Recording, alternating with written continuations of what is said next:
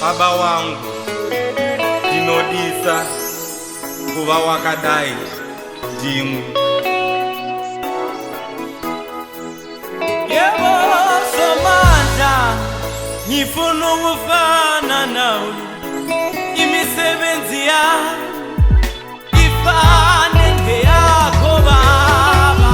Unoziba lungodzangu, unoziba zviro kwazvo ndiriko kumbira zvino unandipindurawo. Baba wangu ndinodisa kuva wakadai ndimwe, ndinodisa mweya wangu kuti uchikarande.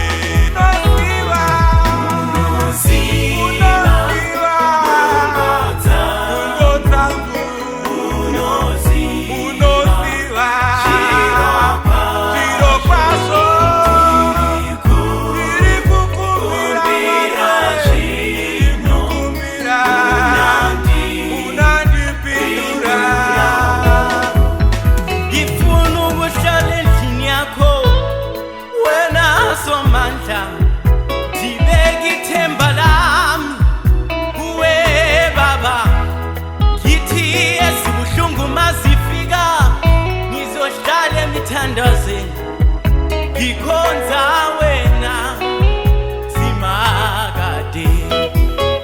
Yebo ndizobhekisa yenkosi, ezibuhlungu mazifika ngizobhekisa enkosini. Ithemba lami livela khona kuwe Baba. Somandla, Somandla, uyazi uSomandla, uyakwazi ndiyakhathala endleleni, uyakwazi ndiyaphelelwa ngamandla.